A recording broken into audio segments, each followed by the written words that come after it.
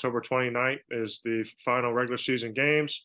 Later this week, we'll have probably some warm-up matchups, some seeding games, and then November 4th, November 5th, the bi-district round.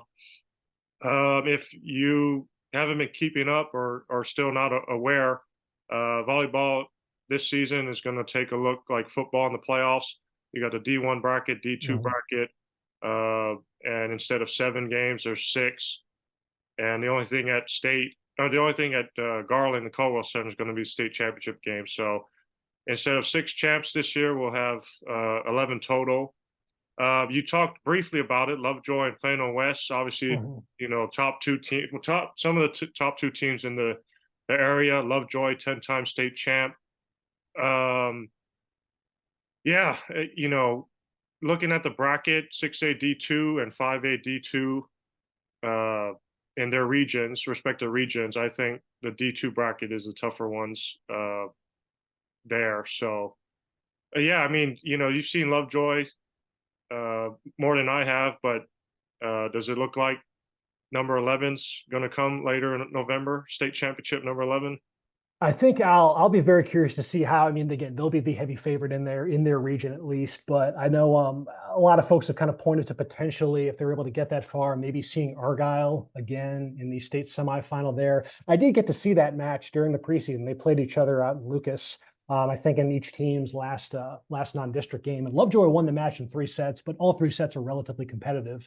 Certainly not the kind of match where I would just pencil in Lovejoy at the state final if they were to rematch on a neutral floor in the state semis. Plus, I haven't been keeping tabs up it, but Argyle's doing quite well in their own district, aren't they? Yeah, they're tied for first. Wow. Okay. Yeah. Lovejoy. Their experiences. It's impossible to deny at this stage with the number of players they have that have been on that stage before. They didn't graduate a ton from last year, albeit they graduated 2 massive pieces in their All-State setter, Bethany Wu, and their All-State libero McKenna Brand. So they've had to fill obviously those spots there. Sienna Franks is donned the libero jersey for them this year. Emerson Boyd has kind of emerged as their go-to setter. But otherwise, those players have as experienced a support system as you could ask for with, Gentry Barker, Skylar Jackson, they're those 2 who play all the way around for them, and just the experience up front with Anna Barr, Shelby Burris. That's a team that looks every bit as loaded as they have in seemingly forever. Now they did get pushed to 5 sets recently. Melissa was able to go the distance with them in their only district match that's been that far. So those tests are good. Those tests are good for Lovejoy to be put in those situations and to remember how to execute in those, since district play doesn't often challenge them a ton outside of occasionally against McKinney North. So that they could have a challenge like that sneak up on them, that's important, looking forward. And then you had mentioned Plano West. It is kind of wild just looking at how loaded that Division II bracket suddenly it becomes. And this was one of the fun things in just kind of keeping tabs on who might go where. And it just adds such a unique wrinkle to these just the playoff landscape. Because wasn't there a scenario in play last week where, like, depending on who had made it in 5-6A, I know now Louisville wound up clinching that last spot, but I think them and Geyer were neck and neck heading into Friday. And if Geyer had somehow been able to overtake them, then that would have sent Hebron, I think, up to the Division I bracket. And then I think there was a similar situation in play with Eaton and Keller Central over in 4-6A that could have bumped Byron Nelson up. So you have, the 2 of the absolute best teams in 6A kind of on that fringe as far as if you go D1 and D2. I can't imagine opposing coaches being able to, you kind of have to scoreboard watch at that point, maybe a little nerve-wracking to see where, how your playoff road is going to look. But yeah, because it does set up now where Plano West, they've been the dominant team in 6-6A, but the way things are shaking out, they're going to have to play Flower Mound in the first round, which is no layup. Flower Mound is a tough program come playoff time. A lot of tradition there. They went to the regional final last season, if I recall, against Prosper. That's not going to be a layup for West. And then, you look ahead to if they're able to get that far, you potentially would be seeing Byron Nelson in the 3rd round, maybe seeing Hebron in the regional final. It is an absolute murderer's row in 6A D2.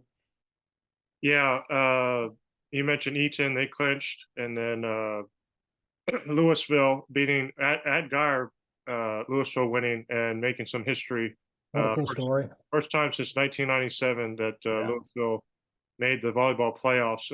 So congrats to them. That they came into the season 0-14 in district each of the last 4 years at least, and for them to win now They're 6-7 in district, 20 wins overall.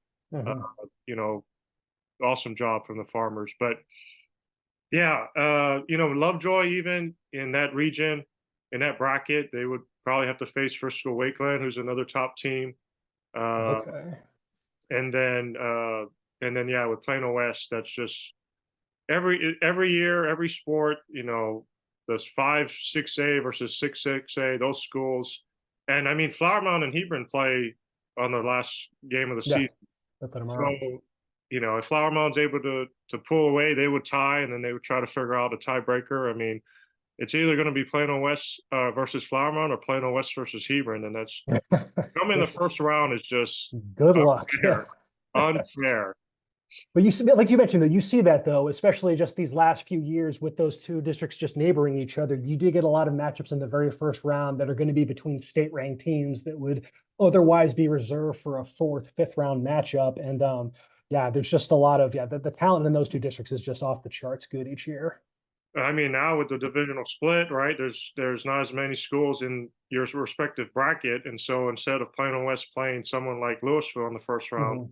you have to pinpoint basically two district champs. So I know. it's pretty wild. Just last one in terms of volleyball, is anyone else stand out that could make a run to Garland?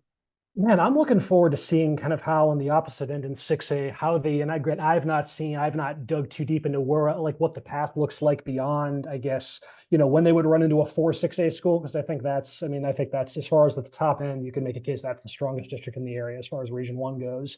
But I'm curious to see kind of how the playoff paths unfold for Plano East and Allen, both of whom are going to be competing in D1 out of 6A.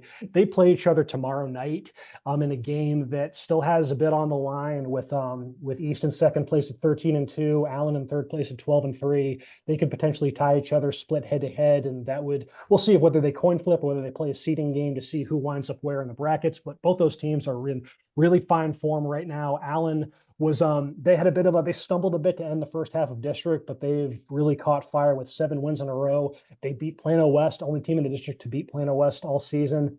So they're in. I mean, I don't know if you've kind of heard the story on Allen this year. So they've had. I mean, Allen's been really good, for the last few years, a regular playoff team, but they have not won a playoff game since 2016.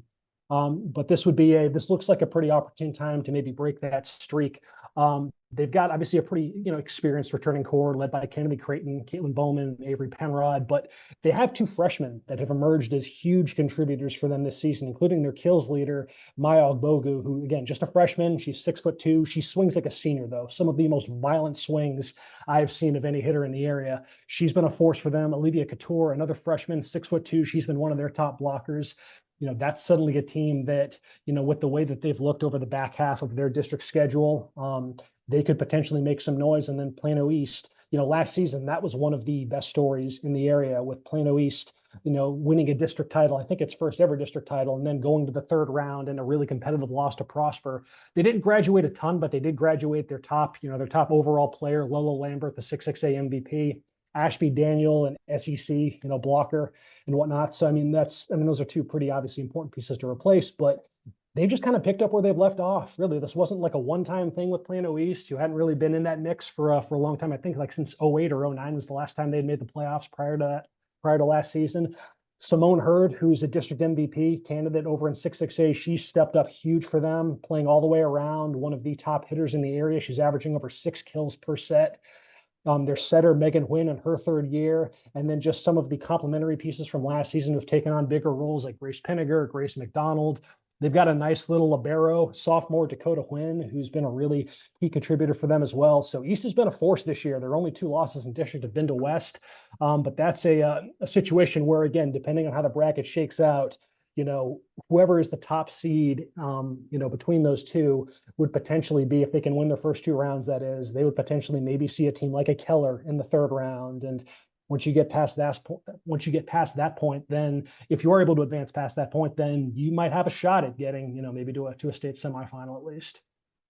Yeah, Maya over there at Allen, I'm pretty sure she's the number 2 player in the country in the freshman class. So Yeah, she's been uh, awesome. I'm excited to see her eventually, and she's going to have a really good career. Yeah, she's a force for being as young as she is.